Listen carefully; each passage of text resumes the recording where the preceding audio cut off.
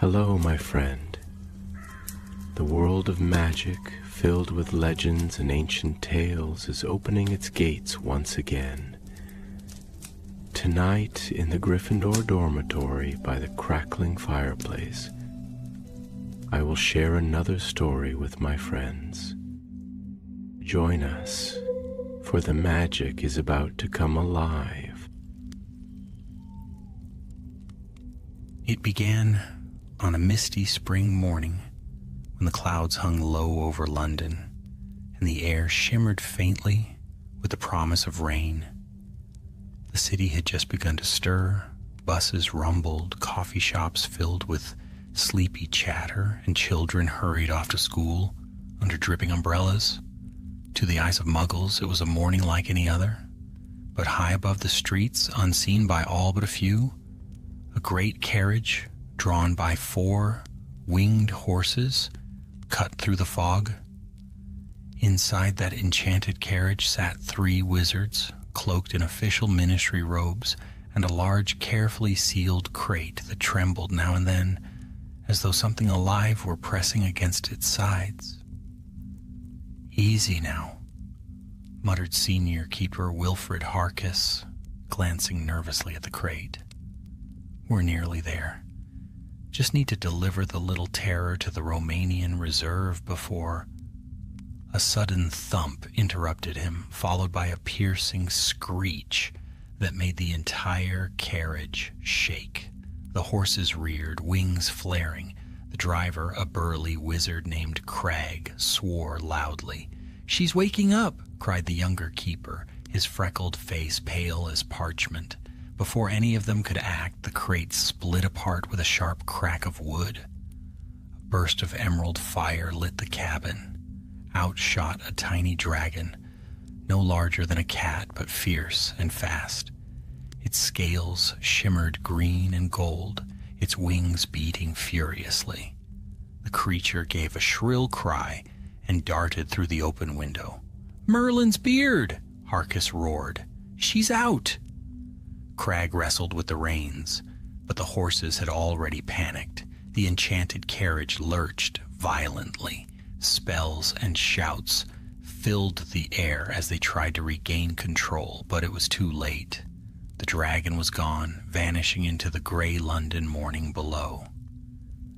In a quiet park beneath the flight path, a group of Muggles stood around a playground, their children chasing each other across the damp grass.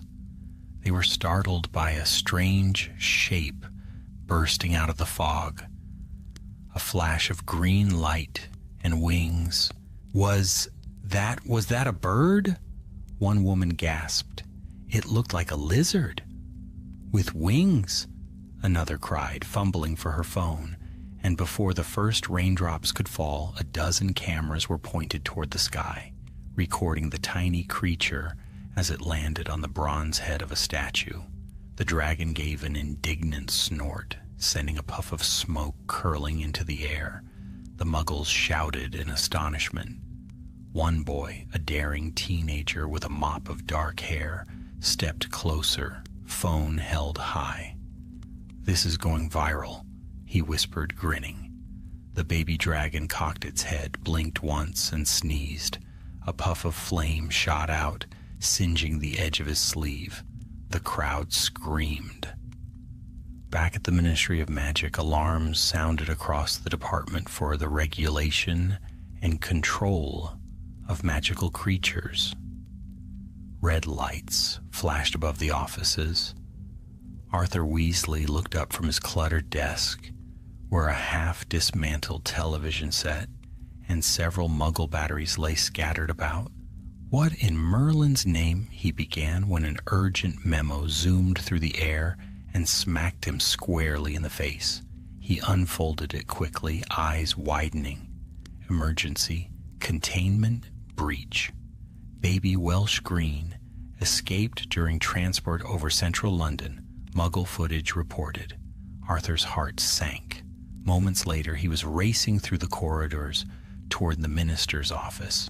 He found Cornelius Fudge himself pacing furiously, his green bowler hat askew. This could be a disaster, Weasley, the minister shouted. Do you know how many Muggles have seen it already? Half of London might be talking about dragons before lunch. Arthur swallowed hard. Sir, if I may, you may and you will, Fudge snapped. You're in charge of Muggle relations. I want this erased. Understood? Every bit of it. The statute of secrecy must not be compromised. Arthur nodded grimly. I'll handle it. I'll need a small team. Someone quick. Someone who can think on their feet. Fine. Take whoever you need. Just make it disappear. By noon, Arthur Weasley was standing on the damp grass of the same park where the dragon had been sighted. The air smelled faintly of smoke. Scorch marks dotted the ground, and a playground slide had been half melted. Beside him stood a young witch with bubblegum pink hair, her wand twirling idly between her fingers. So, said Tonks, grinning, we're dragon hunters now? Arthur sighed. We're not hunting dragons, Tonks. We're hunting evidence. We must find out who's seen what and how much has spread. Tonks crouched beside a patch of scorched grass. Judging by the smell, our little friend wasn't here long. But look, footprints, Muggle ones, and... She lifted a discarded phone from the mud. Video evidence. Arthur's stomach turned. She tapped the phone and the screen lit up with shaky footage. The dragon perched atop the statue, wings glittering, smoke curling from its nostrils. Muggle voices gasped and shouted in the background. Oh no, Arthur whispered, if this gets online. But it already had. Even as they watched, the footage vanished from the phone, replaced by the words, uploading to cloud. Arthur straightened, his expression grave. Tonks, contact the Obliviators and get me Lydia Fawley from the Department of Mysteries. We're going to need every trick in the book. The young Auror raised an eyebrow. Lydia Fawley? The unspeakable who made the enchanted memory filters? The very one, Arthur said. If we're to stop this spreading, we'll need her help.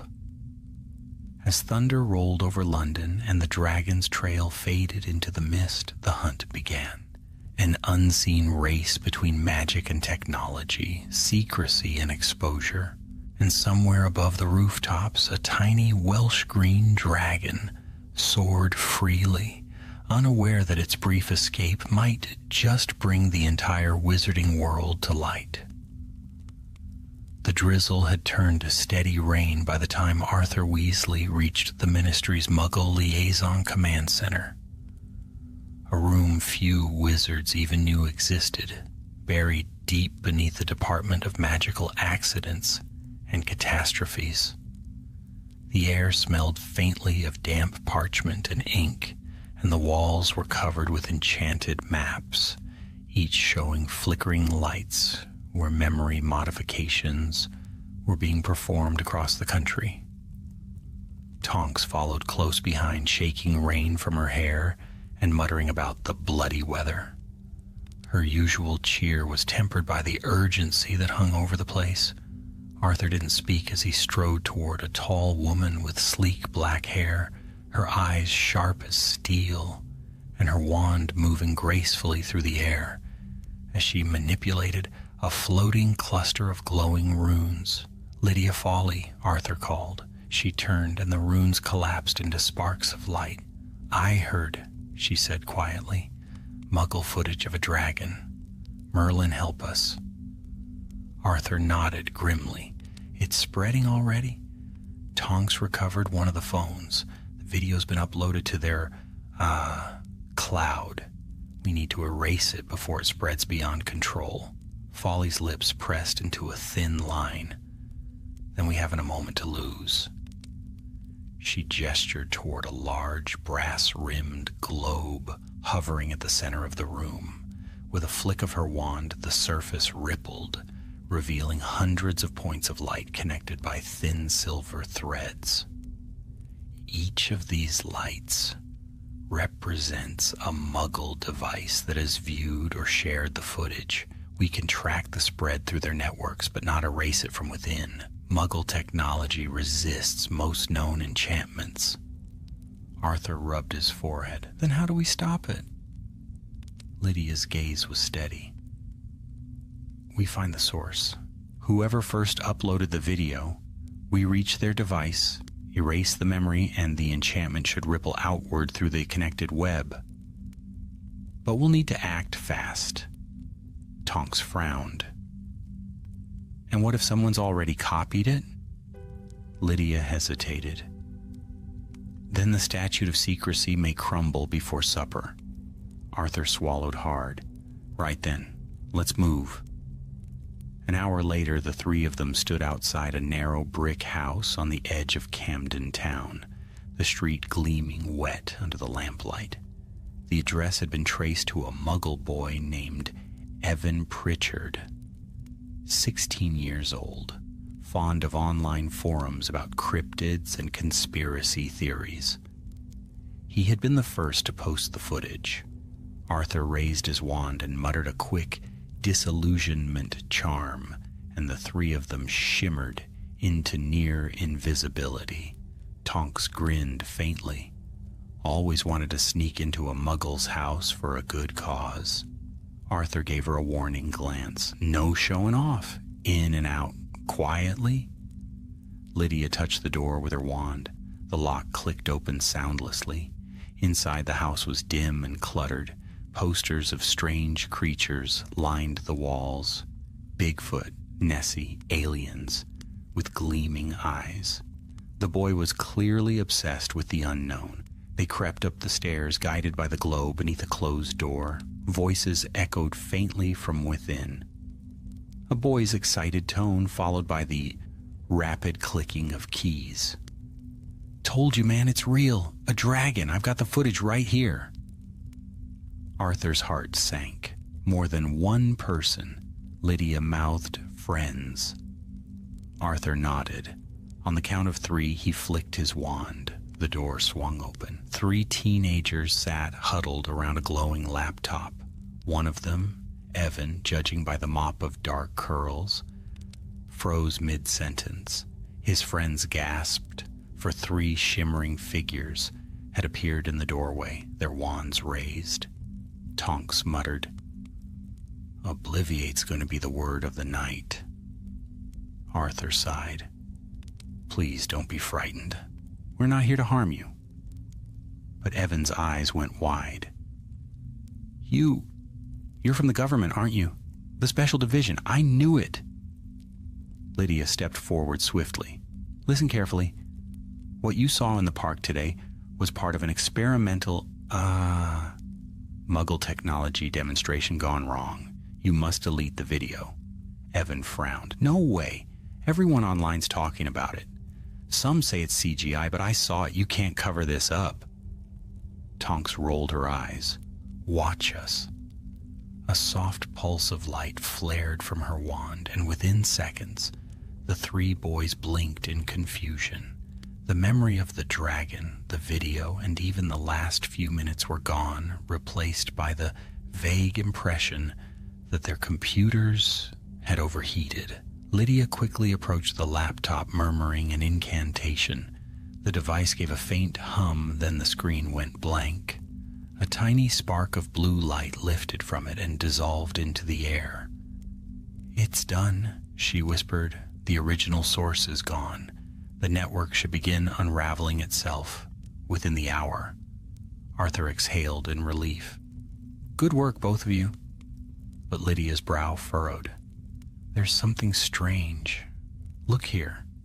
She pointed at a shimmer of runes lingering above the now dark laptop. "Someone else accessed this file before we arrived. A secondary upload point. It's been copied." Arthur's shoulders sagged. "By whom?" "I can't trace it directly," she murmured. "But the magical signature, yes, that's no Muggle." Tonks stiffened. "You mean a wizard copied it? Who'd be daft enough to sell out the entire community?" Arthur frowned. Someone greedy enough to profit from chaos. They exchanged glances, and a single name came unspoken to all their lips. Mundungus Fletcher, Tonks muttered. Of course it's him. Arthur's expression hardened. He's sold to Muggles before. Enchanted mirrors, cursed coins. But this could destroy us. Lydia nodded grimly. Then we find him. Before the Muggles, or worse the press, do.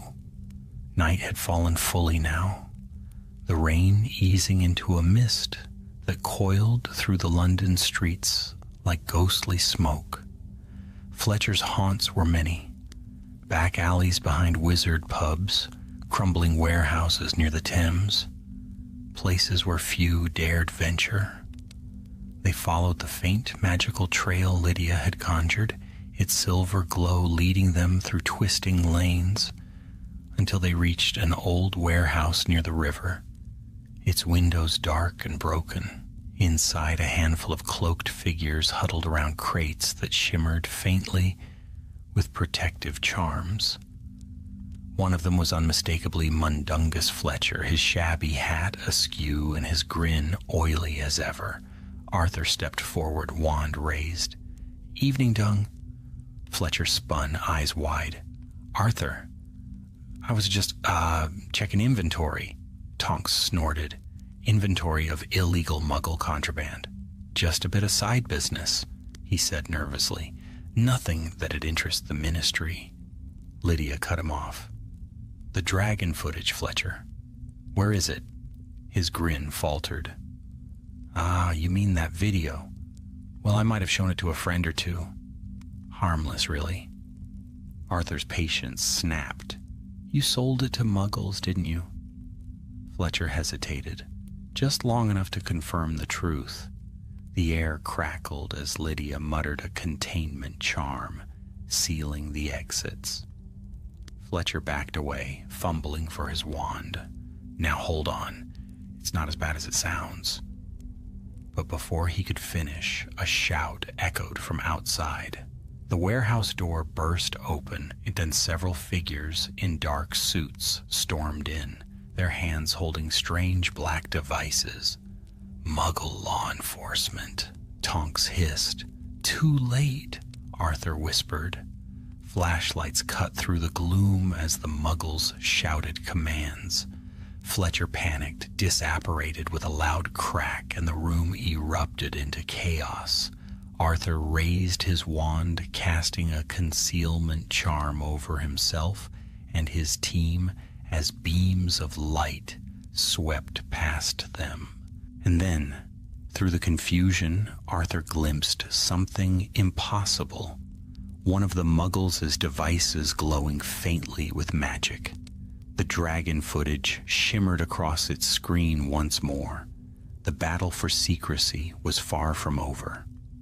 The warehouse stood silent after the chaos had passed, its shadowy corners heavy with smoke and echoes of alarm. Outside, the distant wail of Muggle sirens faded into the mist, leaving behind only the faint hiss of the rain against the cobblestones.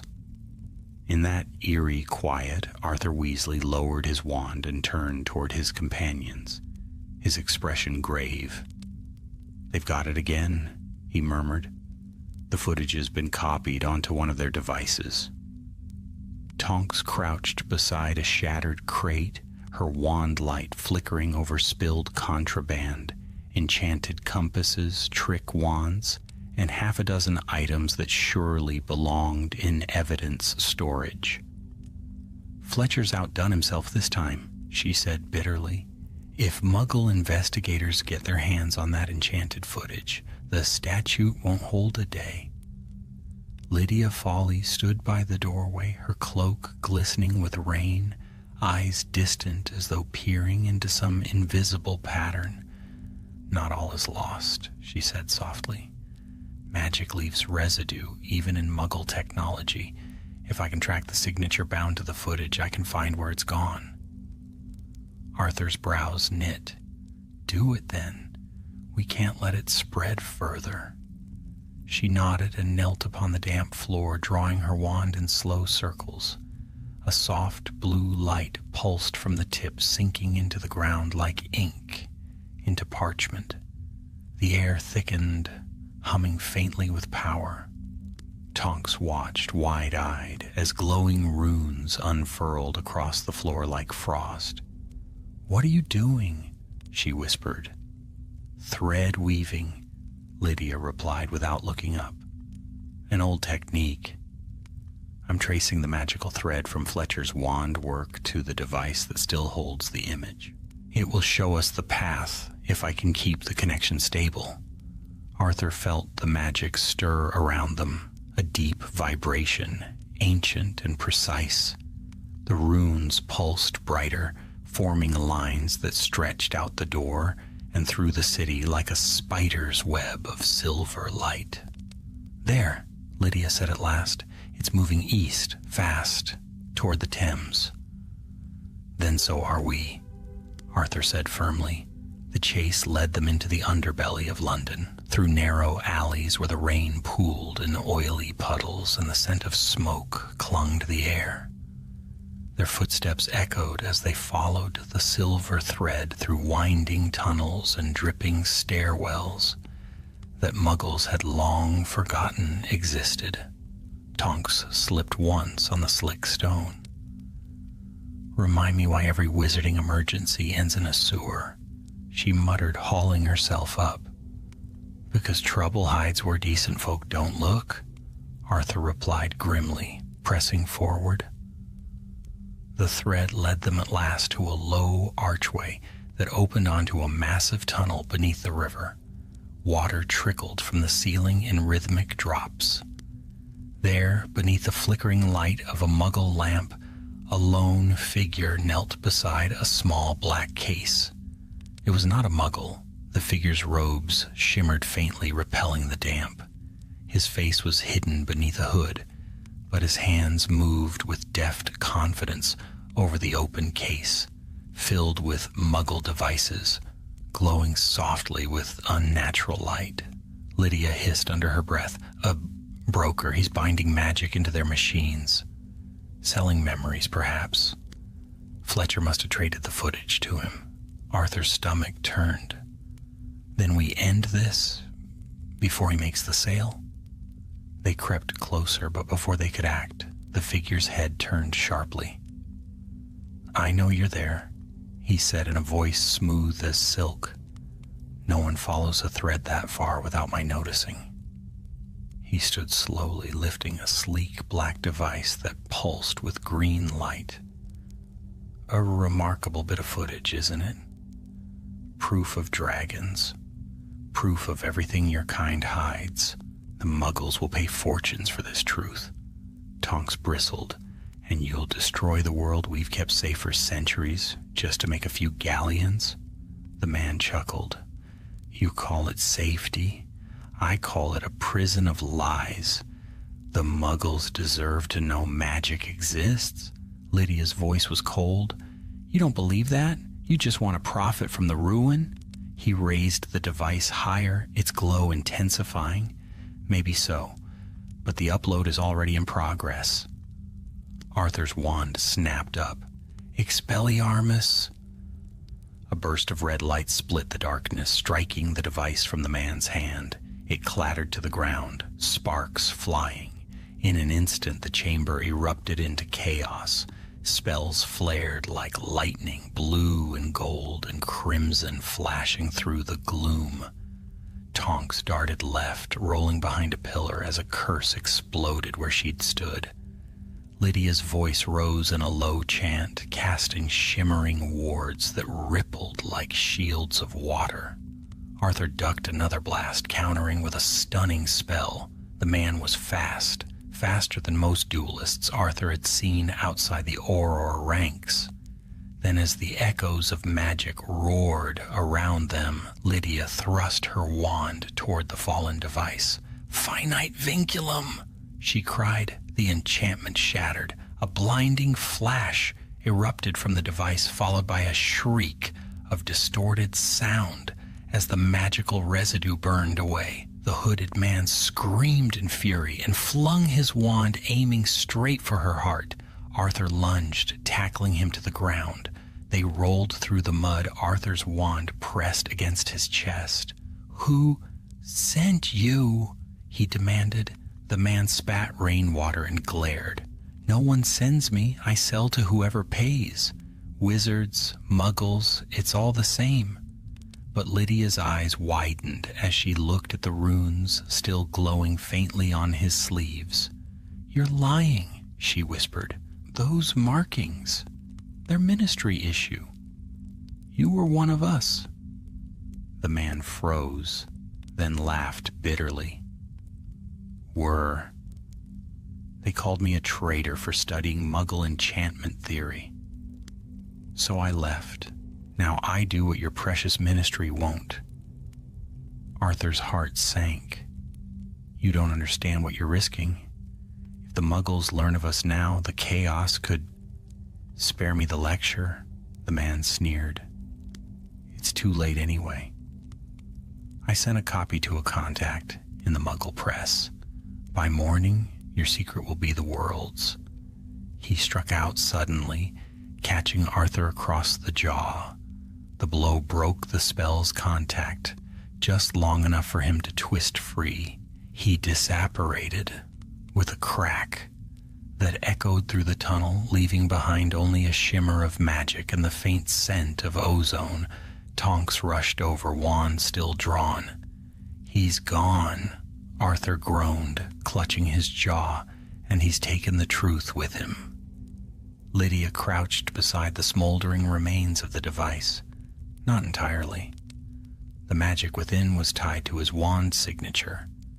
"I can trace it again, but the thread won't hold long." Arthur wiped the blood from his lip, eyes hardening. "Then let's not waste a second. We find him, and we stop that copy before the Muggles see it." Hours later, in the cold light of dawn, the three of them stood atop the tower bridge. The city was quiet, the streets below still glistening with rain. Lydia's wand shimmered faintly as she held it toward the rising sun. "He's here," she said softly. "Somewhere nearby. The magic's fading." Tonks peered over the railing. "You think he'd meet a Muggle journalist here?" Arthur nodded. "Public place, hard for us to act openly. Clever." A sudden flash of movement caught his eye. A hooded figure stepping from a parked car, carrying a small black satchel. Opposite him stood a woman in a long coat, her hair tied back, a camera slung around her neck. "The reporter," Lydia murmured. "We're too late." But before the exchange could happen, a shriek split the morning air. Out of the clouds above came the unmistakable roar of wings. The baby Welsh green, darting and swooping in wild circles above the bridge. Its scales blazed in the dawn light, beautiful and terrible. The Muggle woman stared upward, her mouth falling open.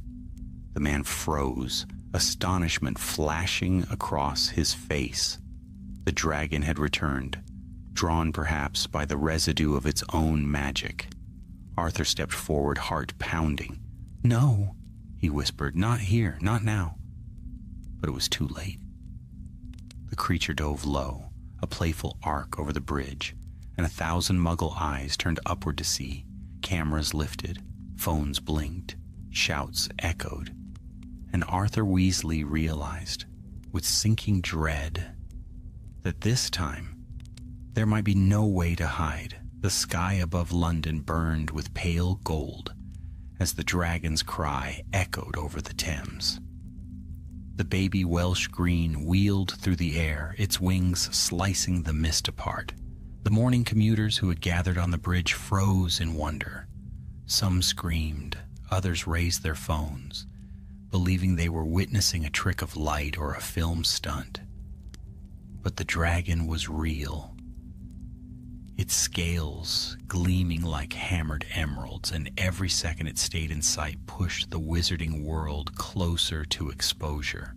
Arthur Weasley's stomach turned to ice. Tonks, Lydia, containment now! Lydia was already moving, her wand cutting complex shapes through the air. Silver runes spiraled upward, forming a shimmering dome of concealment that flickered in and out of sight. But the magic fought against her. The dragon's wild, unbound energy tore at the spellwork like claws through silk. "It won't hold," she gasped. "Too much interference from Muggle devices. Their cameras, their signals. It's amplifying the magical residue." Tonks gritted her teeth, sending a bolt of light skyward. "Then we'll just have to catch the little menace." She disapparated with a loud crack, reappearing 20 feet above the bridge atop a lamppost. Her wand glowed bright as she shouted a summoning charm. The dragon swerved, startled, then let out a puff of flame that narrowly missed her. The heat licked the air around her face. Arthur darted forward, casting a string of disillusionment charms over the nearest Muggles, but there were too many. Dozens had their devices raised, already filming. "Lydia," he shouted, "if we can't contain it, we'll have to alter the memories afterward, all of them." "I'll try," she called back, her voice taut with strain, "but the scale, it'll drain me dry." Arthur's eyes caught movement at the far end of the bridge. The hooded wizard, the traitor from the tunnel, shoving past the crowd. In one hand he held the satchel that contained the cursed footage, and in the other, a wand gleaming dark red with power. Arthur raised his own wand. "Stop him." The man turned, smirking, and flicked his wrist. A flash of green light seared the air between them. A stunner, not a killing curse, but enough to send Arthur reeling. He ducked behind a stone pillar, the spell scorching the wall beside him. Tonks appeared with a crack beside him, singed and breathless. "He's trying to escape with the footage." "I noticed," Arthur muttered. "Can you hold him off while I help Lydia?" "Gladly," she said, and took off, darting between panicked Muggles as the duel flared once more. High above, the dragon swooped again. Drawn by the flashing lights and the hum of magic below, it landed on the suspension cable, claws sparking against the steel, and gave a curious growl, half playful, half warning. Smoke curled from its nostrils. Lydia, her face pale, began weaving a containment lattice in the air, her wand trembling. Each rune glowed for an instant before fading. "Hold steady," she whispered to herself, sweat beading her brow. "You're not a wild thing. You're just lost." Arthur joined her, his wand steadying hers. "Let me anchor the spell. Together now." Their combined magic shimmered brighter, the runes solidifying into a net of silver light. The dragon gave a startled chirp as the web drew around it. Slowly, gently, the creature lowered its wings, trapped but unharmed. Arthur exhaled. That's one crisis contained. But Lydia's voice was faint. "Not yet. Look!" Across the bridge, Tonks and the rogue wizard were locked in fierce combat. Sparks flew as curse met counter-curse, dazzling the gathered Muggles who still hadn't fled. The man moved with reckless speed, desperation etched in every motion.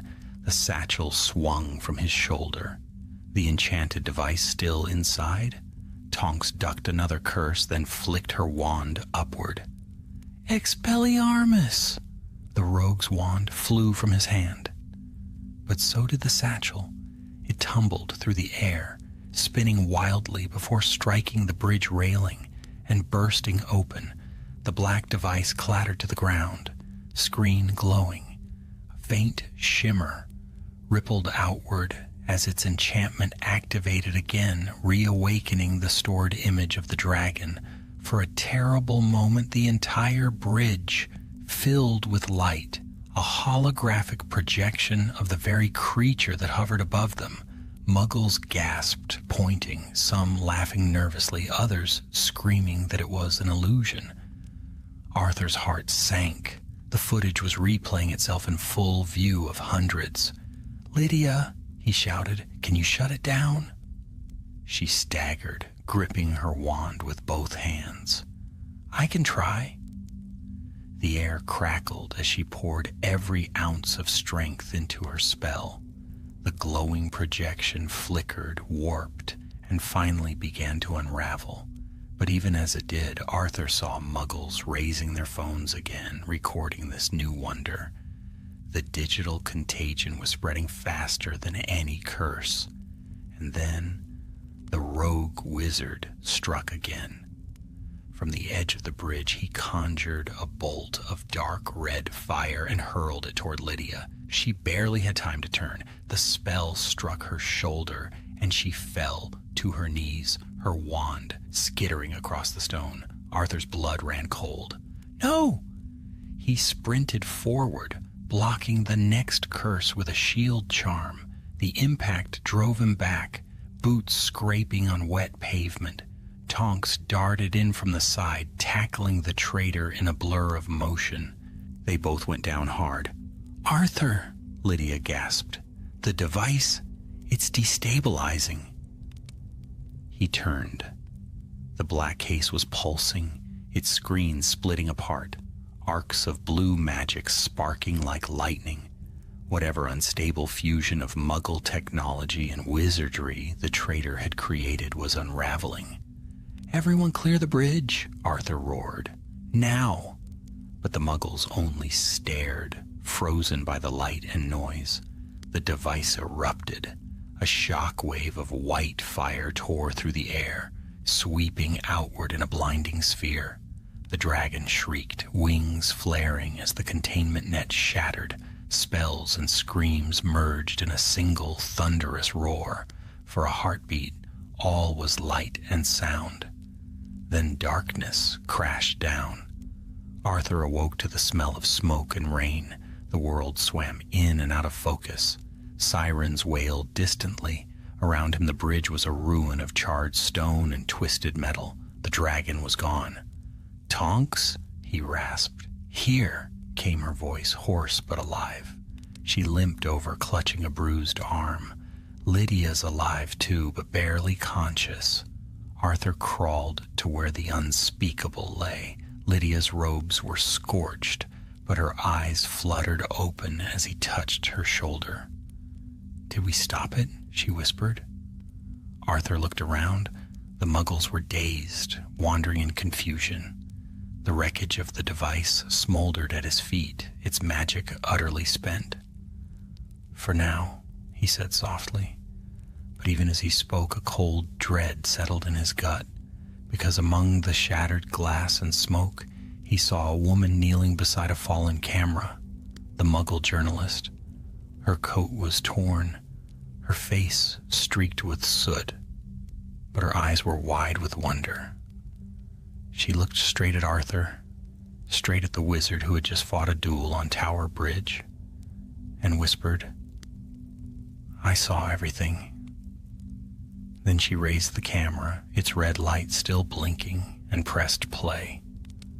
The image on the tiny screen flickered to life. A dragon soaring through the dawn. Arthur closed his eyes. The battle was not yet over. The morning after the Tower Bridge disaster dawned gray and heavy, as though the very sky mourned what had transpired. Rain fell in cold threads, washing soot from the blackened stone and carrying it into the restless Thames below. The Ministry of Magic was in turmoil. News of the explosion had already filled every Muggle paper, though their accounts were confused. Theories ranged from a gas main burst to a failed film stunt. None mentioned dragons or wizards, but the danger had not passed. In his cluttered office, deep beneath the ministry, Arthur Weasley sat with his head in his hands. His robes were singed, and his spectacles bore a faint crack down one lens. He had spent the night rewriting Muggle memories with the Obliviation teams, erasing what fragments they could. Yet even now, the image of that Muggle journalist lingered in his thoughts. The woman's wide eyes, her trembling hand clutching the camera that had survived the blast. Tonks entered quietly, setting a mug of steaming tea on his desk. "You look like you fought a Hungarian horntail barehanded," she said softly. Arthur gave a tired smile. "It feels rather like I did." "Any word from the field?" "They've recovered most of the devices from the bridge," she replied. "But that journalist, Clara Dawson, according to the Muggle records, she's vanished. The Obliviators went to her flat this morning. Empty. She's on the run." Arthur's hand tightened around the mug. "Then she knows." Tonks nodded grimly. "Whatever was on that camera, she's still got it. And she's clever enough to hide from both Muggles and wizards. Lydia's still in St. Mungo's. The healers say she'll recover, but she's too weak to track her magically." Arthur rose slowly. "Then it falls to us. If that footage reaches Muggle media, no amount of spells will keep the truth hidden." He looked out the narrow window toward the dark river far above. "We'll find her before the day's out, or the world will never be the same again." By midday they were back among the Muggles, disguised in plain clothes. Arthur had borrowed a long brown coat and a flat cap that made him look like a weary inspector. Tonks had turned her hair a dull chestnut and wore a worn jacket, blending perfectly into the city crowd. They followed the trail Lydia had managed to trace before collapsing. A faint magical residue left by the camera's enchantment, like the scent of smoke after a fire. It led them through narrow streets and coffee shops, across crowded intersections, and down to the old riverside warehouses once more. "She's clever," Tonks murmured as they approached the water. "She's masking her steps somehow. There's just enough trace to follow, but not enough to pinpoint her." Arthur nodded. "She must have felt the magic when the device exploded. Some part of it latched onto her, or she'd have forgotten already." The wind off the Thames whipped their coats as they reached a derelict pier. There, beneath a broken sign that once read Thames Storage Co., they found the faint shimmer of a recent disillusionment spell. Arthur raised his wand. "She's using our magic now," he said softly. "Someone must have shown her." Tonks frowned. "Mundungus?" Arthur's face darkened. "Possibly. If he escaped the blast, he'll be looking to profit still." They slipped through the half-open door, the smell of damp wood and rust filling the air. Inside, the warehouse was dim and filled with the sound of dripping water. In the center stood a makeshift table cluttered with notebooks, wires, and the remains of a camera lens. A voice rang out from the shadows. "You're wasting your time, whoever you are." The journalist stepped into the light, her clothes torn, eyes blazing with exhaustion and fierce resolve. Clara Dawson, not tall, but with the air of someone who refused to bow. She held a wand. Arthur's heart jolted. "Where did you get that?" "From the thief who tried to sell me lies," she said sharply. "The man with the crooked teeth and the stench of fire whiskey. He thought he could fool me. Said magic was a toy for rich collectors. Then your fight proved him wrong." Tonks lifted her wand carefully. "Listen, Clara. You don't understand what you've stumbled into. That magic, it's dangerous to you and everyone around you." "I know what I saw," Clara snapped. "A dragon over the Thames, people vanishing into thin air, Fire that obeyed no science, and now you expect me to forget it? Arthur took a step forward, his voice gentle but firm. The world is not ready for what you've seen. It never will be. There are reasons for secrecy, old reasons carved in blood and chaos. You release that footage and everything changes. The panic, the wars. Clara's hand shook, but her eyes did not waver. You've built your world on hiding. Maybe it's time you stop. Before Arthur could answer, the air shimmered beside her, and Mundungus Fletcher appeared, looking harried but triumphant. Now, he wheezed, raising his hands. Let's not get hasty, Miss Dawson. I believe that camera of yours might fetch a fine price, both in galleons and pounds. Tonks groaned. Fletcher, you're the last person we needed to see. He winked. But the first you'll thank when I sort this out. I can make the lady here an offer she can't refuse, and no one needs to get hexed. But Clara stepped back, wand trembling. You're all the same. You think you can buy truth? The tension snapped. Fletcher lunged. Tonks shouted. Spells flared like thunderclaps. Clara ducked behind a crate, clutching the half-repaired camera to her chest as the warehouse filled with light and chaos. Arthur's voice boomed through the din. Stupefy! Fletcher's hat flew off as he dove for cover. Tonks sent a curse that shattered the table, scattering fragments of Muggle metal across the floor. Clara fled toward the door, but Arthur was faster. He stepped in front of her, lowering his wand. Please, he said quietly. Don't make me erase this. I don't want to. She met his eyes. For the first time, her defiance faltered. If I give it up, what happens? You'll wipe my memory. I'll forget what wonder feels like. Arthur hesitated. The rain drummed harder against the roof. You'll forget the danger, he said softly. But not the wonder. That's something no spell can take. She stood there for a long heartbeat. Then slowly, reluctantly, she handed him the camera. For the world's sake, she whispered, I hope you're right.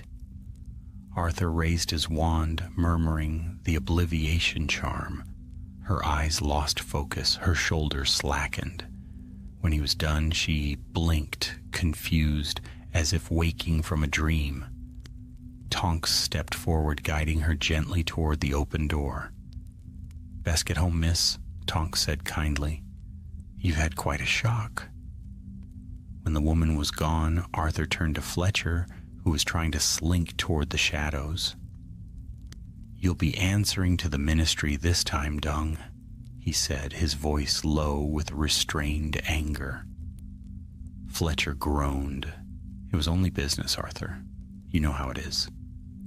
Not this kind of business, Arthur replied. This was treason. With a flick of his wand, he bound Fletcher in glowing ropes.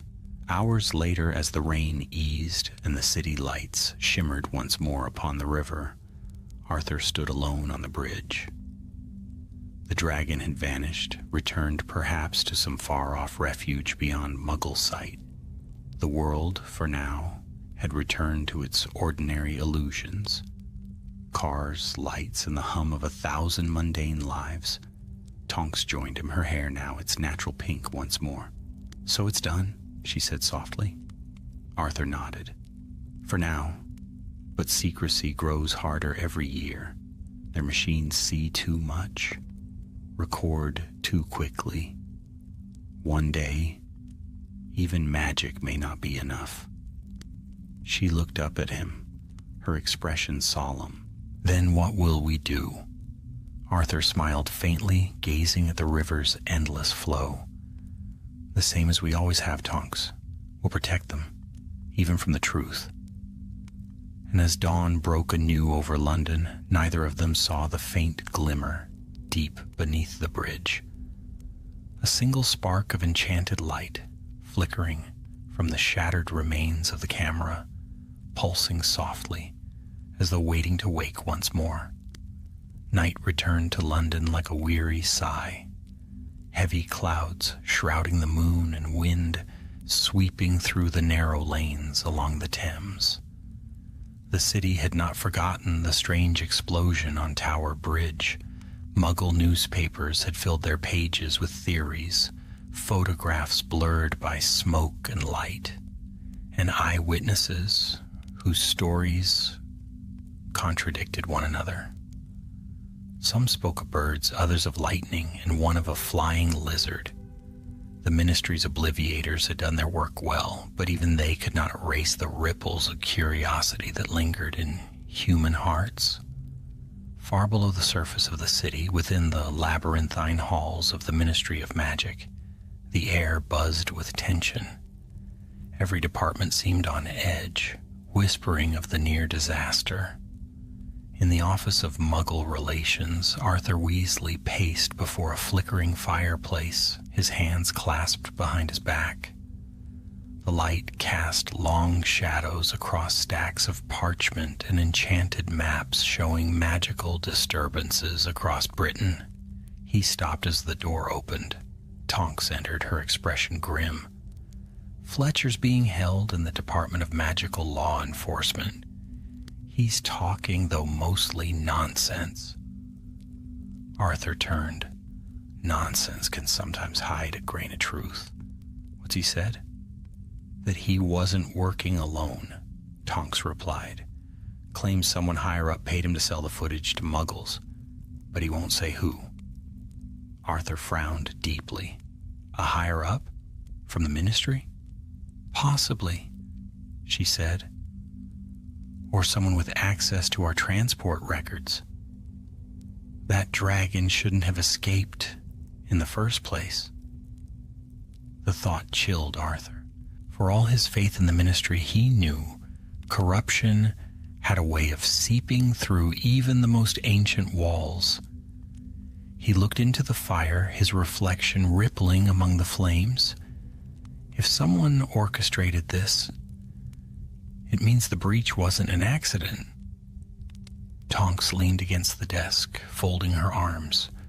So what now? Do we dig deeper, or let the unspeakables handle it? Arthur shook his head. No, they've already done enough. Lydia needs time to recover, and the Department of Mysteries prefers silence to truth. We'll find the rot ourselves. Their investigation began quietly. For days, Arthur and Tonks sifted through reports, tracing the route of the dragon transport from Wales to London. They found the transport permits forged but signed with a real official seal, one belonging to the Office of Magical Trade. Tonks's eyes narrowed as she examined the parchment. Whoever did this knew exactly what they were doing. She muttered, "This signature isn't forged. It's duplicated. Someone used a transcription charm on an authorized document." Arthur rubbed his chin. That requires precision magic and access to the records office. We'll start there. The Ministry after dark was a strange place. Vast, echoing, and alive with whispers of magic that hummed in the stone itself. Arthur's wand cast a soft golden glow as they descended into the archive halls, where rows of ancient shelves stretched endlessly. Dust hung thick in the air, disturbed only by the faint scurry of enchanted quills, writing in silence. Tonks led the way, her boots crunching softly on the floor. "You ever notice," she said quietly, "how the older parts of this place feel like they're listening?" Arthur smiled faintly. "They are. Magic remembers what it was built to protect." They reached the restricted section where sealed records shimmered behind protective enchantments. Arthur murmured a passphrase under his breath, and the runes on the lock glowed briefly before parting like mist. Inside, the smell of old parchment and ink filled the air. Tonks scanned the shelves, eyes sharp. "Here, transport logs for the month." She drew out a heavy ledger and set it on the desk.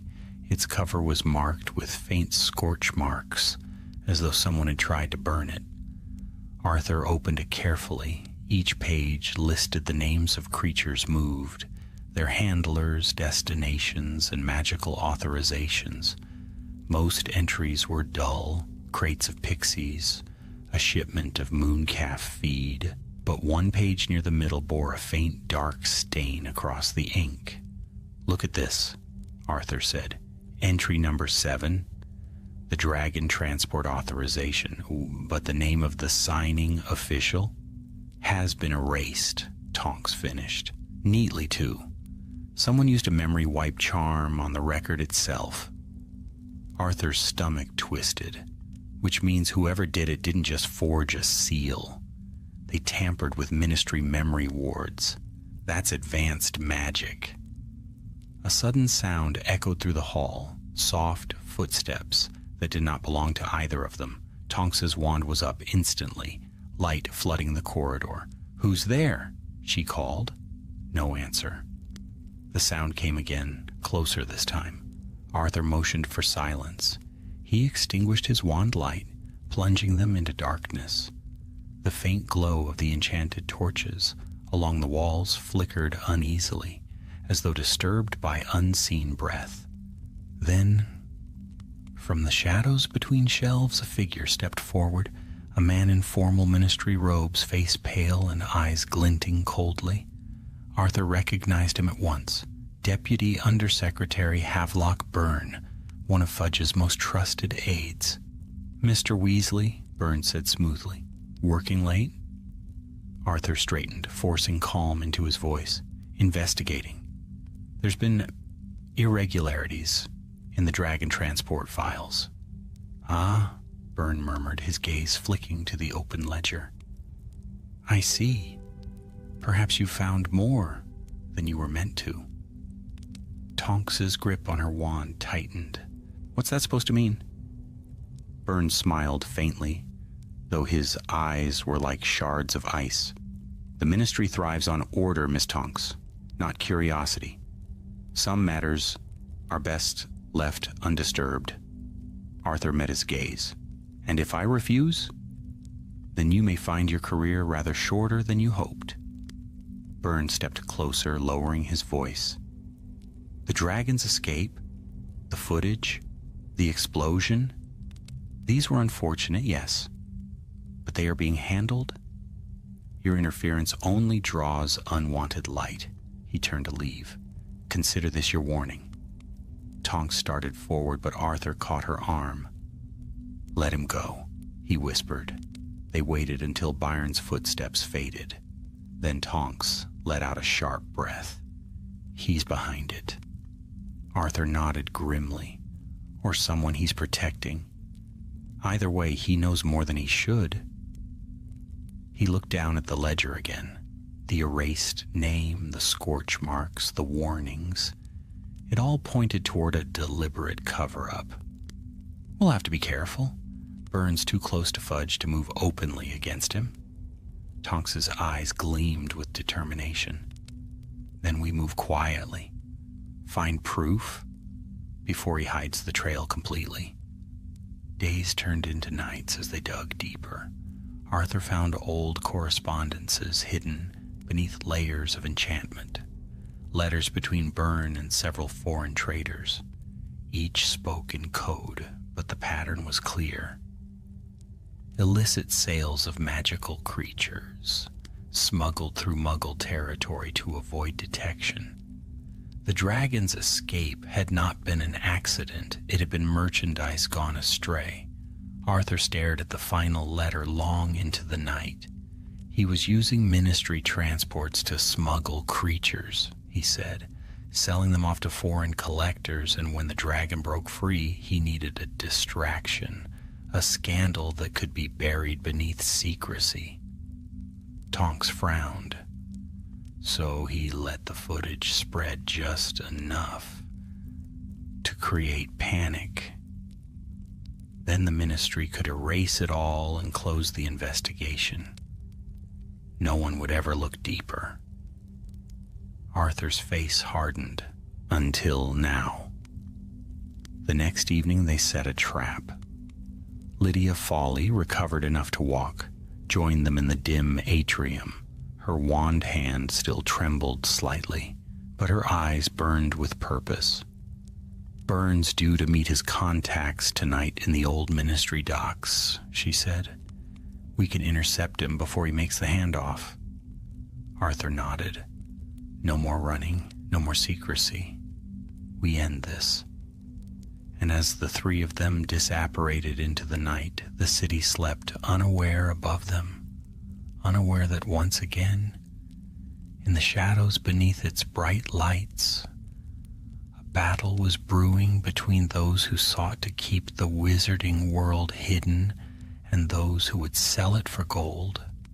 For in the still air by the river, beneath the echoing arches of the ministry docks, the faint cry of a dragon stirred once more. The night at the ministry docks was still as a held breath. The wide vaults of stone stretched above the river's black waters, pillars carved with runes that shimmered faintly in the damp air.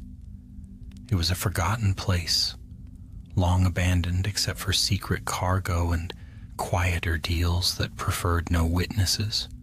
The moonlight caught the waves beyond the archways, painting restless silver lines that danced upon the walls. Arthur Weasley stood in the shadows with Tonks and Lydia, their wands dimmed to faint embers. The faint rush of the Thames echoed through the cavern, but beyond that only silence. Somewhere in the distance, the rattle of a chain, the creak of a gate, and the muffled voices of men. He'll come, Lydia whispered. The letter said the cargo was ready. If he truly means to sell, this is his hour. Arthur nodded grimly. Let's hope he doesn't bring company. He did. A faint light flared across the water as a small enchanted barge glided into the dock, guided by two cloaked figures. Upon it rested a large iron crate, bound by heavy chains that hissed faintly with enchantments. The air around it shimmered with contained power, the kind of energy that made the hairs on one's arms rise. Arthur's stomach twisted. By Merlin, tell me that's not... Lydia's face was pale. It's another dragon. The barge bumped against the stone ledge. From the shadows emerged Havelock Byrne, his fine robes gleaming with rain, his expression calm and self-satisfied. He greeted the cloaked figures with a brief nod, exchanging a sealed pouch that jingled with gold. Delivery confirmed, one of the smugglers muttered, but you'll have trouble keeping this one quiet. The last hatchling caused half your city to panic. Byrne smiled faintly. This one will not escape. I've improved the restraints. And if the Muggles hear another rumor, the Ministry will smother it before it takes breath. Tonk's jaw tightened. Smug arrogance suits him less than that ridiculous cravat, she hissed. Arthur lifted a hand for silence. They watched as Byrne inspected the crate, then turned to sign a parchment with a glowing quill. Lydia's wand trembled in her grasp, her whisper sharp. If we strike now, we can end this. Not yet, Arthur murmured. We need proof. The letter isn't enough. We catch him in the act. Lydia flicked her wand, conjuring a silent charm orb that floated above the water. An enchanted recorder used by aurors to capture both sight and sound. The tiny sphere shimmered once and began to glow faintly blue, unseen by Muggle eyes. Byrne finished his signature, then raised his wand. Loaded. We depart before the patrol rounds. The smugglers obeyed, levitating the massive crate toward a waiting carriage. Sparks leapt where the chains rubbed against metal, and the creature inside gave a low, rumbling growl. Arthur's heart pounded. The thought of another dragon loose in London turned his veins to ice. Tonks whispered, "We have enough, Arthur. Let's take him down before he—" But her words were drowned by a sudden shriek of metal as one of the chains snapped. The crate shuddered violently. A blast of hot air rolled across the dock, followed by the unmistakable sound of tearing steel. "Merlin's beard," Arthur breathed. The dragon burst free. It was smaller than a full-grown creature, but far larger than the hatchling that had caused the earlier chaos. Its wings snapped open with a thunderclap, scattering crates and men alike.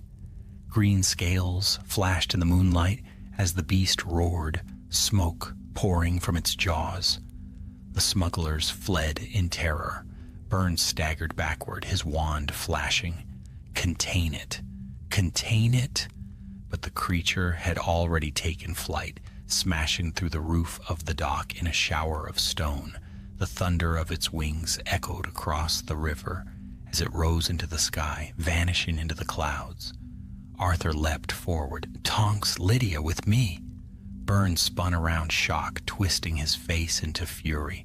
"Weasley, you fool! What have you done?" Arthur leveled his wand. "What you've done, Burn, is betray the Ministry and risked the entire wizarding world. This ends now." The Undersecretary's sneer returned. "You think you can stop me with accusations and half-truths?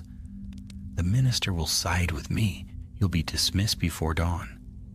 "Not when he hears your confession," Lydia said, her wand flicking toward the recording orb hovering above the water. "Every word you spoke is preserved." Burns' face turned ashen. "You, Expelliarmus?" Tonks shouted. His wand flew from his hand, spinning across the stone floor, but the man was quicker than they expected. With a roar of rage, he seized the fallen wand of one of the smugglers and hurled a blinding curse. The spell struck the dock in a burst of green fire, shattering the ledge beneath their feet. Arthur barely had time to throw a shield charm before the world tilted. He and Tonks plunged into the icy water, the impact knocking the breath from his lungs. Above, Lydia's voice cried out, followed by another flash of light. Arthur surfaced, gasping, his wand lost somewhere beneath the dark current. Tonks bobbed beside him, spitting water. "I swear, next time we catch a traitor, I'm demanding it be in a dry corridor." "Swim for the stairs!" Arthur choked, his teeth clattering. "We can't let him escape." They dragged themselves onto the stone embankment just as a new explosion rocked the dock. Through the smoke, Burn was fleeing toward the carriage, clutching the stolen orb. Lydia stood in his path, her wand raised, light flickering in her tired eyes. "You won't silence me," she said. Burn's face twisted. "Then you'll burn like the rest." He cast a curse blacker than shadow. It struck Lydia full in the chest, sending her tumbling across the stones. Her wand flew from her grasp and clattered into the river. Arthur's rage flared. Petrificus totalis. The spell struck Burn before he could turn. He froze mid-stride, his features contorted in surprise and toppled like a felled statue. The orb rolled from his grasp, glowing faintly. Tonks ran to Lydia's side, checking her pulse. "She's alive," she said shakily. "Just stunned." Arthur retrieved the orb, its surface glimmering with captured memory. Relief coursed through him. "We have everything. Burn's done for." But the dragon's roar above reminded him how fragile victory could be. Through a gaping hole in the roof, he saw it circling the night sky, its fire lighting the clouds in flickering green. Tonks followed his gaze. "That thing's heading for the city." Arthur's voice hardened. "Then we stop it before the Muggles see what they're not meant to." He turned to Lydia, who stirred weakly. "Can you track it?" Her voice was faint but steady. It's drawn to its kin, to the scent of the young one that escaped before. It will follow that trail back to where the first chaos began. Hyde Park, Arthur murmured. Where this all started. He looked at Tonks, water dripping from his coat. Call for backup if you can. But we can't wait for the ministry to move. This is our mess to finish. She grinned wearily. I was hoping you'd say that. Together they disapparated into the cold night air, leaving the wreckage of the dock behind. The captured undersecretary lay motionless on the stones, bound by spellfire, his crimes glittering in the orb that pulsed beside him like a captured star. Far above, the dragon's cry echoed over the sleeping city. Wild, fierce, and free. It was the sound of fire and freedom, and of secrets trembling on the edge of discovery. And as Arthur and Tonks appeared once more beneath the trees of Hyde Park, the air shimmered faintly with heat, as though the night itself held its breath for what was yet to come. The night wind swept through Hyde Park, whispering through the branches like an old spirit stirring from slumber. The moon, pale and solemn, cast a ghostly light upon the wet grass, where once the baby dragon had landed. Now the same place shivered with power once more. The air itself seemed to tremble, as if remembering the chaos of that earlier day.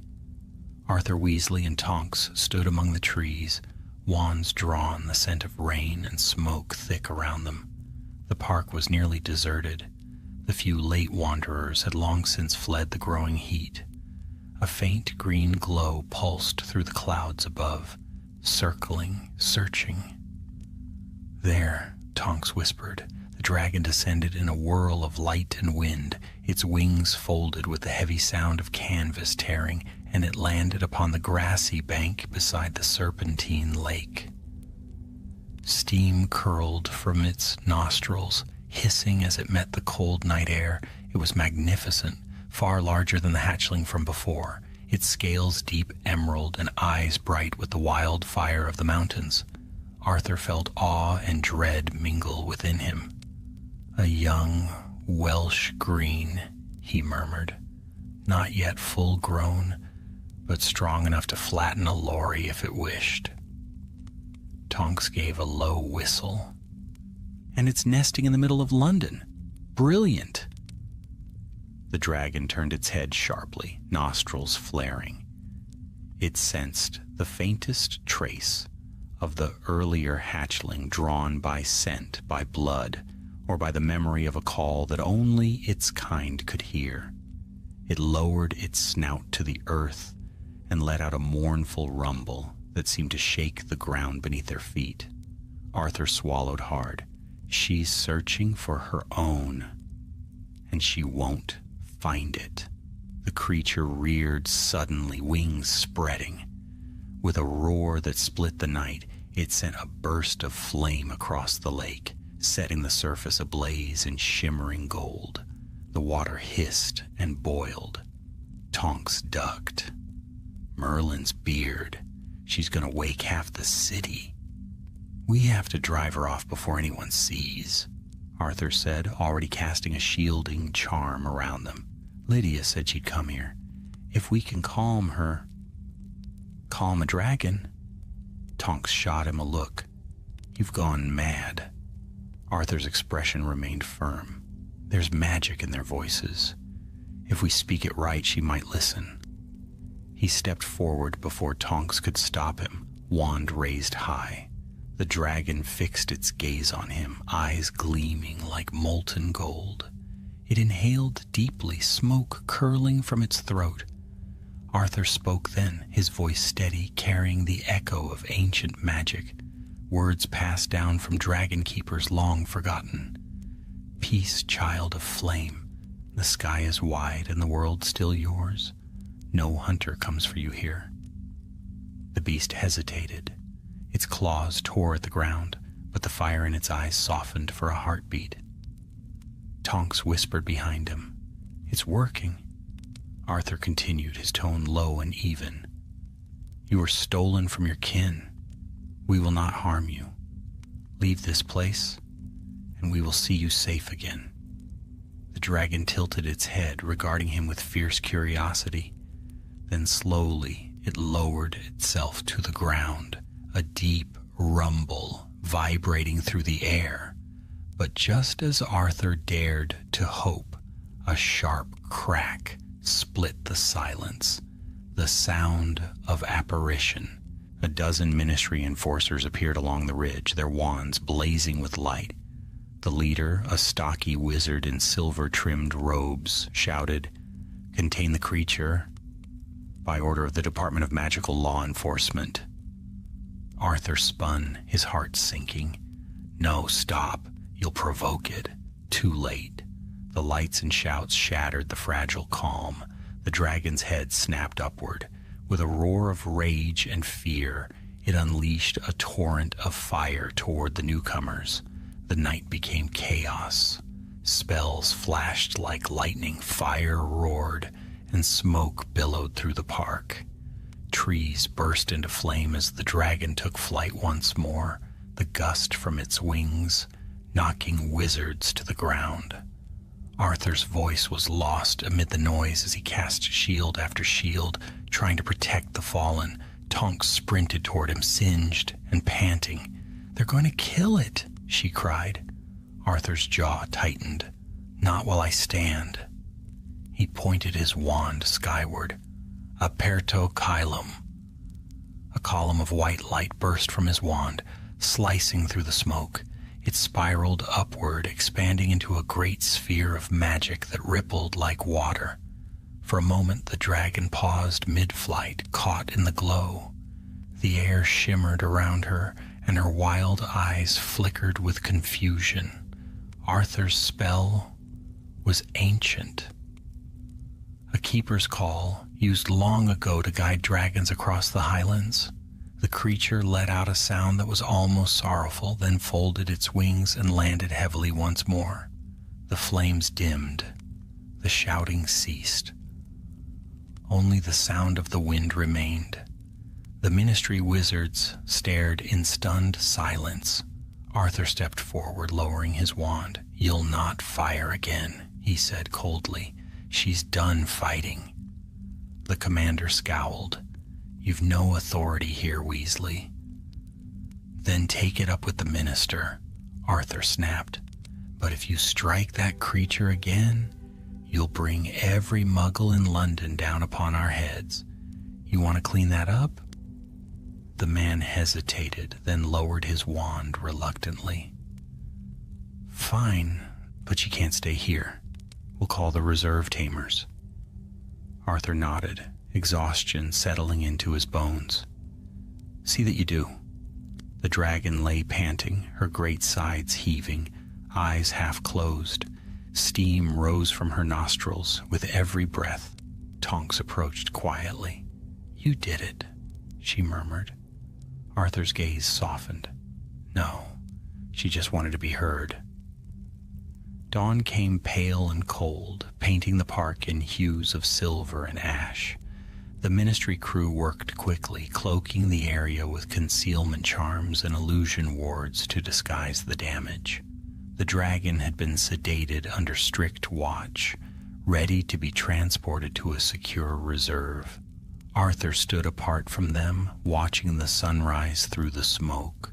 The city beyond glimmered with its ordinary rhythm once more. Cars, lights, the steady pulse of Muggle life continuing in ignorance of how close their world had come to revelation. Tonks joined him, her hair streaked with soot.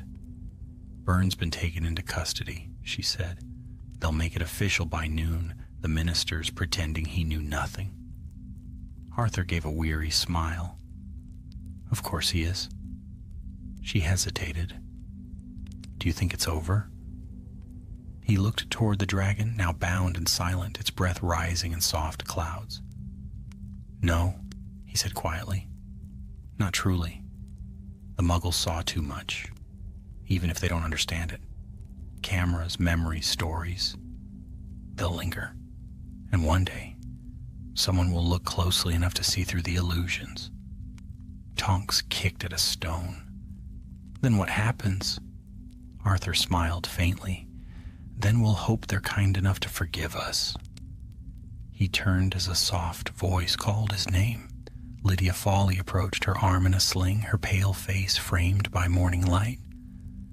"You've saved them both," she said. "The dragon and the secret." Arthur shook his head. "Barely. Barely is enough," Lydia said with a tired smile. "For now." The three of them stood together as the ministry workers prepared to leave. The dragon gave one last mournful cry as the transport spells shimmered around it, then vanished in a burst of white light. Silence returned to Hyde Park, broken only by the whisper of the wind and the distant hum of the waking city. Arthur took a deep breath, the smell of smoke and morning rain filling his lungs. "Let's go home," he said softly. "I think the Muggle world's had enough adventure for 1 week." And as they disapparated beneath the pale light of dawn, London stirred above, oblivious once more, for now, to the magic that still moved unseen through its veins. A week had passed since the battle in Hyde Park, and though the city of London appeared calm, the wizarding world trembled beneath the surface. Reports whispered through the corridors of the ministry, not only about Burns' betrayal, but about what it meant. For decades, the statute of secrecy had endured countless near misses. Yet never had it come so close to breaking. Arthur Weasley sat in the Wizengamot chamber, the ancient hall filled with murmuring witches and wizards in dark plum robes. Above them, enchanted torches cast a soft, silver glow upon the stone walls, where the carved symbols of justice gleamed faintly. Burns stood before the council, hands bound by magical chains that glowed dull red. His once pristine robes were torn, his proud bearing gone, but in his eyes there was still defiance. Cornelius Fudge presided from the highest dais, his face grave and glistening with perspiration. "Havelock Burn," he intoned, "you stand accused of treason against the Ministry of Magic, of endangering the statute of secrecy, and of illegal trade in magical creatures. How do you plead?" Byrne lifted his chin. "I plead guilty to ambition, Minister, to seeing that our world should no longer cower in shadows while Muggles invent their own little magics of steel and light." A ripple of unease passed through the chamber. Fudge's hand slammed upon the desk. "You dare justify yourself?" Arthur watched silently from the benches below. He had spent long nights preparing his testimony, gathering every fragment of truth, every captured memory from the orb Lydia had saved. His chest felt heavy, not with triumph, but with sorrow. Byrne continued, his voice rising. "Look at the minister, the Muggles. They wield power beyond imagination. They split atoms, they travel through the skies. They build eyes that see through stone. And yet you would have us hide like frightened children.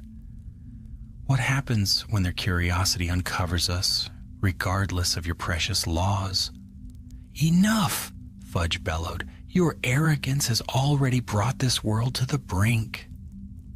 The chamber erupted in argument, voices overlapping in anger and fear.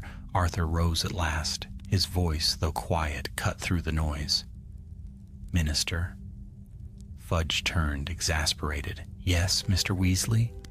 Arthur's eyes fixed on Byrne. "Let him speak his fears, they're not unfounded." The room fell into uneasy silence. Byrne's lips curved in a thin smile. "You see? Even the ministry's most loyal fool understands." Arthur's tone hardened. "I understand nothing of your pride, Byrne, but I do know the truth. You didn't act for progress. You acted for profit. You sold secrets to Muggles not because you believed in unity, but because gold gleamed brighter than decency. A murmur of approval rippled through the crowd. Burns' sneer faltered. Arthur pressed on. You thought exposure would make you powerful, but what you truly risked was chaos. A war neither side could survive. The statute exists not to enslave us, but to protect both worlds. It is the wall that keeps fear from becoming fire. He looked to the gathered witches and wizards. Byrne was right about one thing. The Muggles are changing. Their inventions edge ever closer to magic. But we cannot fight that by revealing ourselves in arrogance or greed. We must be wiser, kinder, and ready when the day comes that secrecy can no longer hold. For a moment the hall was silent except for the crackle of the torches. Then Fudge nodded curtly. Well said, Weasley. He turned back to Byrne. You have endangered everything we hold dear. Your sentence will be carried out at once. Azkaban for life. Byrne's smile vanished. The chains flared, binding tighter. You think you've won, Weasley, he spat, but truth cannot be hidden forever. One day they'll see, and when they do, it will be because of you. Arthur said nothing. The guards led Byrne away, his laughter echoing faintly as the doors closed behind him. After the trial, Arthur stood alone on the ministry steps. The afternoon sun was pale, the air cool and sharp. The city stretched beyond, full of unknowing life, cars rushing, children shouting, 1,000 ordinary sounds. Tonks joined him, her expression tired but relieved. So it's done, she said quietly. Arthur nodded. Done for now. But he wasn't wrong about everything. She frowned.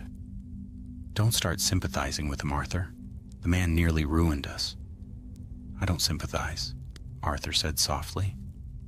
But I can't help thinking the world is shifting. Magic and Muggle invention draw closer every year. The statute can only stretch so far before it tears. Tonks tilted her head.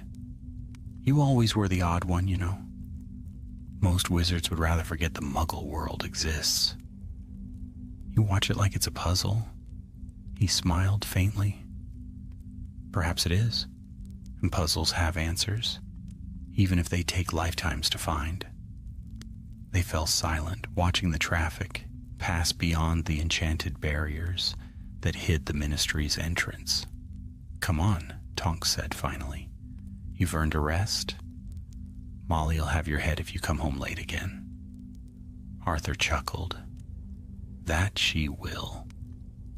That evening the burrow glowed warm and golden beneath a gentle rain. The smell of Molly's cooking filled the crooked rooms, and laughter echoed faintly from the sitting room, where Ginny and the twins argued over a deck of exploding snap cards. For the first time in many nights, peace felt real again. Arthur sat by the fire, his tea untouched, gazing into the flames. The events of the past weeks replayed in his mind. The dragon's roar, the shattered bridge, the look in Clara Dawson's eyes before he wiped her memory. So close, he thought. So close to everything unraveling. Molly entered quietly, wiping her hands on her apron. You're thinking again, she said gently. Bad habit, he murmured. She smiled and sat beside him. You did the right thing, Arthur. Everyone says so. He nodded slowly. Perhaps. But I keep wondering, if we must always hide, are we protecting them or protecting ourselves? Molly's expression softened. Maybe both, and maybe that's enough. He reached for her hand, holding it in silence as the fire crackled softly. Outside, the rain fell steady and rhythmic against the roof like the slow turning of time itself. Far away in a narrow London alley, A faint light glimmered. The broken remnants of Clara Dawson's old camera lay half buried in rubbish, forgotten since the night of the explosion. Yet deep within the lens, a tiny thread of magic stirred. A spark flickered, golden and alive, replaying just for a heartbeat. The image of a dragon soaring across the dawn. The light shimmered once, then faded, but the memory remained. And in that single spark of magic, hidden in a Muggle's discarded device, the truth waited, patient, silent, inevitable, for the day when the veil between the two worlds would tremble once more. The soft murmur of rain lingered over the burrow that night, steady and rhythmic against the crooked windows. Arthur Weasley could not sleep, though the house around him was quiet, filled with the gentle breathing of his family and the occasional creak of its enchanted timbers. His thoughts churned like restless water. He rose from his chair by the dying fire, wrapped a worn cloak about his shoulders, and stepped outside. The night air was cold and sweet. Mist drifted across the fields, and the orchard shimmered faintly in the moonlight. From afar came the hoot of an owl and the whisper of wind through long grass. He had always loved nights like this, quiet, alive with unseen magic. But now peace felt fragile. The world beyond those fields had changed, though few could see it. The statute of secrecy had held, yes, but the seams had strained. For the first time, Arthur truly feared that one day the walls might crumble entirely.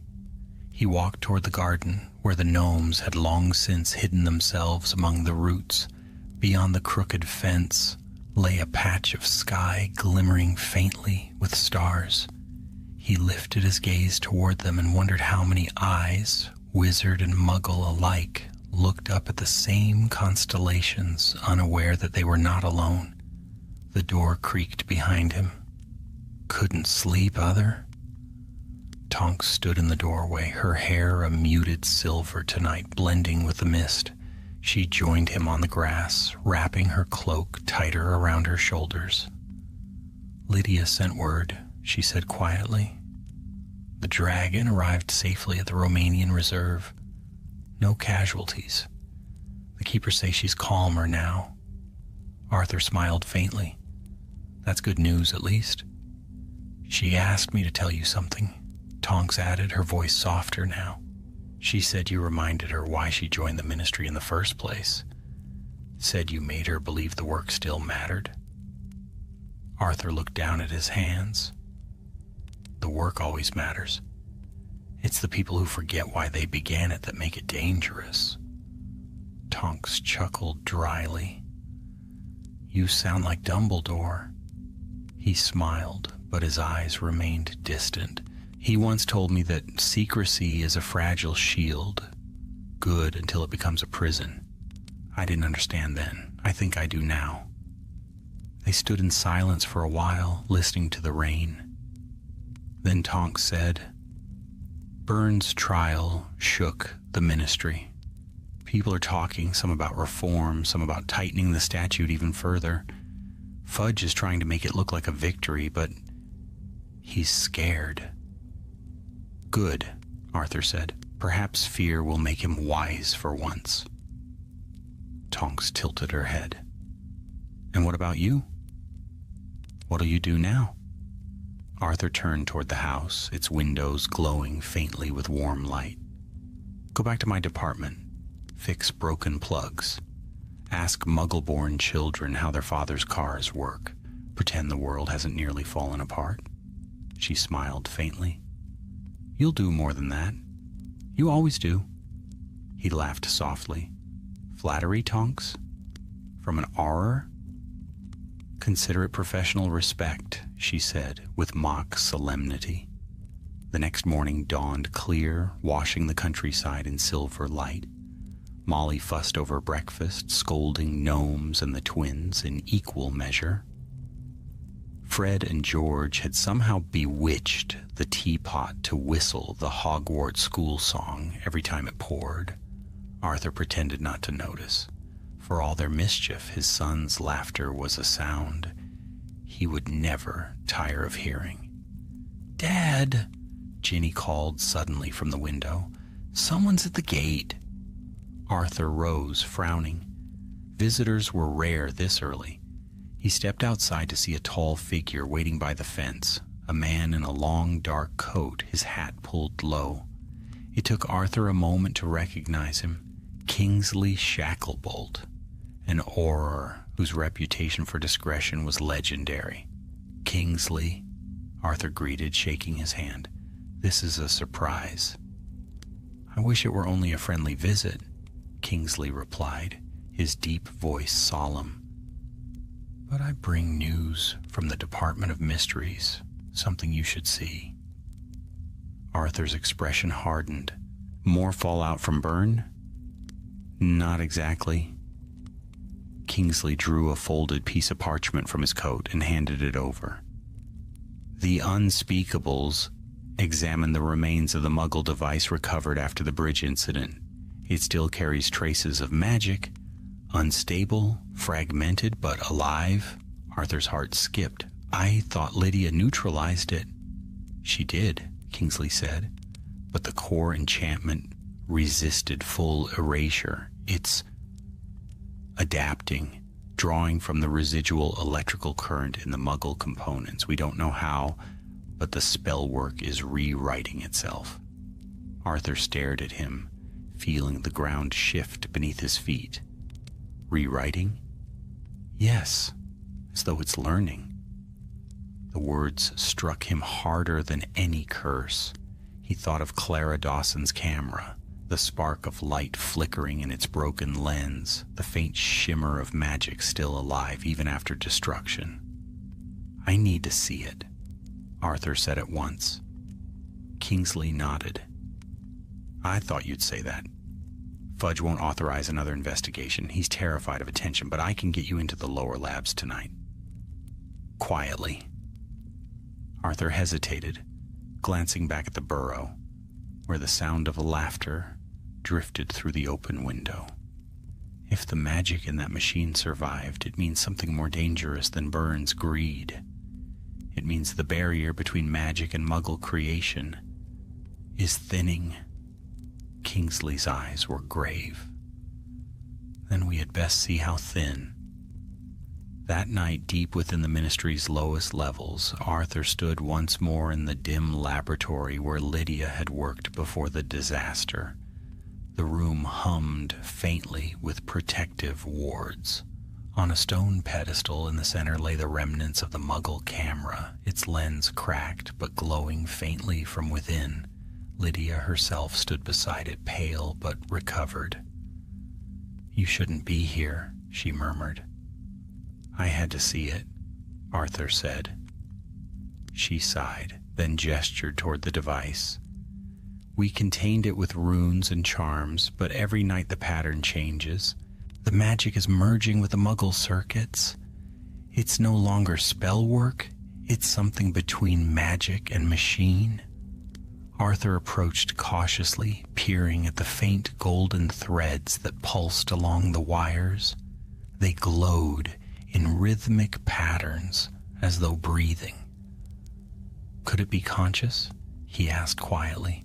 Lydia hesitated. "Not yet, but it remembers. Watch." She tapped the surface lightly with her wand. The glow flared, and for an instant the lens projected a blurred image onto the wall. Wings of emerald, fire in the sky, the dragon soaring above the bridge. Arthur's breath caught. It kept the memory. "Yes," Lydia said, even after obliviation spells failed to reach it. "Whatever form this fusion has taken, it resists both magic and Muggle erasure." Arthur stepped back slowly. If Muggle devices can hold magic, one day they might learn to use it. The thought sent a chill through him. The line between the magical and non-magical worlds, carefully guarded for centuries, was no longer firm. It was fraying one thread at a time. Kingsley folded his arms. We'll keep it contained for now. But if this spreads... Arthur nodded grimly. It won't just be wizards hiding from muggles anymore. It'll be magic hiding from itself. When he returned home, dawn was breaking. Molly was already up, humming softly as she stirred the fire. She turned as he entered, worry flickering across her face. Arthur, you're home late? He smiled faintly and kissed her forehead. A long night, love, but the worst of it's over for now. She studied him a moment longer, then nodded and returned to her cooking. Arthur sat by the window, watching the sun rise over the misty fields. The world outside was still beautiful, fragile, ordinary, and unknowingly threaded with magic. He sipped his tea slowly, feeling both hope and unease twist within him.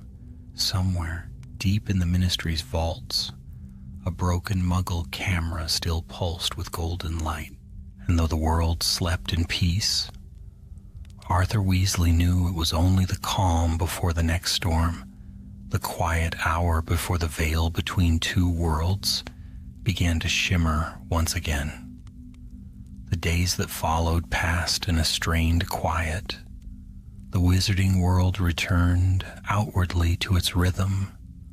Owls winging through dawn light, fireplaces flickering with green flame as workers stepped into the ministry, and the soft hum of wands at work within homes and shops. Yet a subtle unease lingered like a chill beneath the summer air. Those who had heard whispers of the Burns scandal spoke in cautious tones, while others pretended the whole affair had been a mere rumor. Arthur Weasley, however, could not pretend.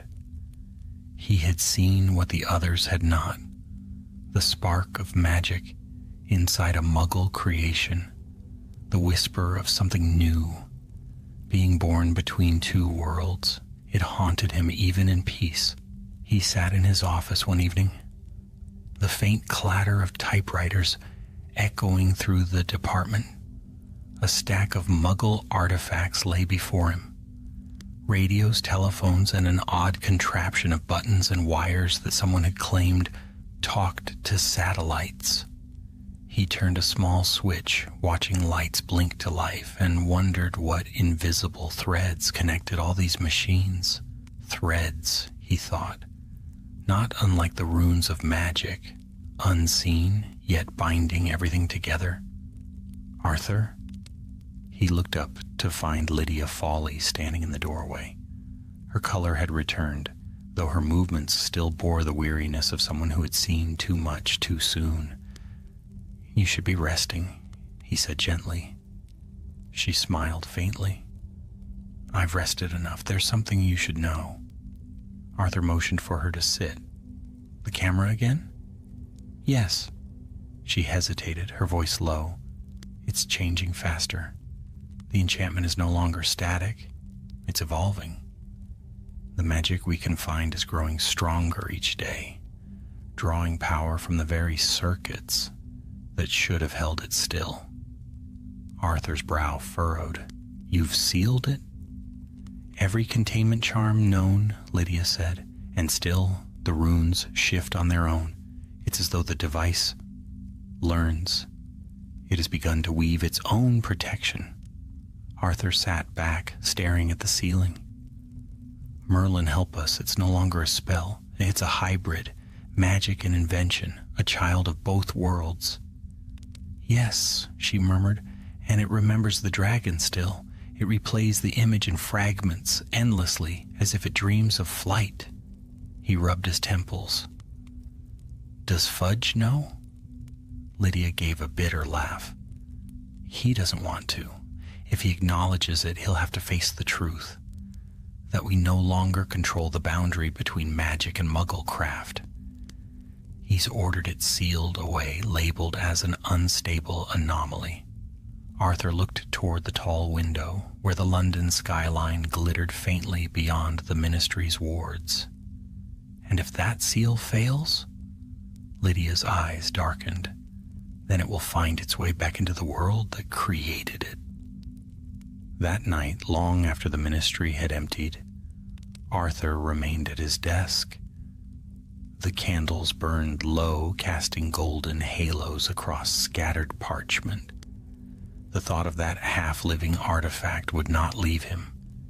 He imagined it pulsing in the dark of the containment vault, light flickering against stone walls, whispering faint echoes of fire and wings. Outside, thunder rolled across the city. The lights of Muggle London shimmered through the storm, thousands of small stars glowing in defiance of night. For the first time, Arthur saw in them something almost magical. Perhaps, he whispered to the storm, we were never so different. He rose, closed his briefcase, and made for home. The burrow greeted him with the familiar warmth of lamplight and laughter. Fred and George were arguing over some new invention involving self-stirring teacups, while Ginny read by the fire. The smell of Molly's stew filled the air, comforting and rich. Arthur paused at the door, letting the sound of home settle over him like a cloak. Here there was no talk of dragons or magic-infused machinery, only life, simple and good. Yet even here, a sliver of unease stirred beneath his peace. The world outside was shifting. Sooner or later it would knock upon their door. Later that night, when the house had gone still, Arthur crept into a small shed at the edge of the garden. It was his refuge, cluttered with Muggle gadgets, wires, and tools. Rain tapped gently on the roof as he examined an old radio he'd been tinkering with for months.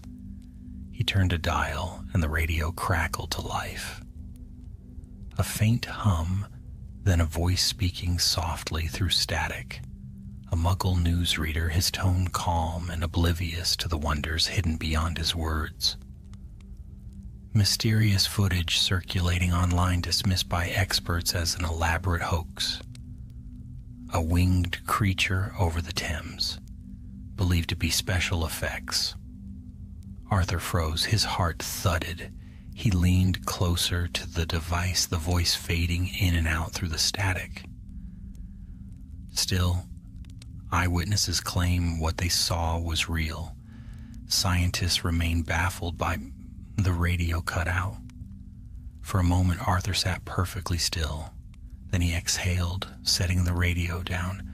The obliviators had done their work, yet the story lingered. A rumor, a curiosity, a spark of wonder that refused to die. He looked toward the shelves of gadgets, their dull metal glinting in the lamplight. Somewhere among them, perhaps, lay the future, one that neither wizards nor Muggles could stop from unfolding. At the ministry the following morning, Lydia met him again. Her expression was grave. "It's gone," she said. Arthur's blood ran cold. "The camera?" She nodded. The vault was breached. No sign of entry, no forced wards, as if it vanished, but a trace of magic lingered, faint but clear, the same golden thread we've seen before. Arthur's thoughts raced. Could someone have taken it? No, she said. If they had, the wards would have alerted us. This was different. It's as though it moved itself. Arthur felt the room tilt slightly. You mean it disapparated? Something like it. Lydia's voice was barely a whisper. We tracked the trace as far as the surface near Charing Cross Road. After that, nothing. Arthur sank into his chair. So it's loose, among Muggles. Yes, Lydia said, and if it awakens fully, if it begins to act, he finished her thought quietly, then the Muggles will discover magic not because we revealed it, but because it came to them. That evening, as he walked home through the Muggle streets, Arthur's eyes drifted to the shop windows, televisions flickering with colors, radios humming softly, machines that blinked and whirred as though half aware. Each seemed to watch him, faint reflections of light glowing where none should be.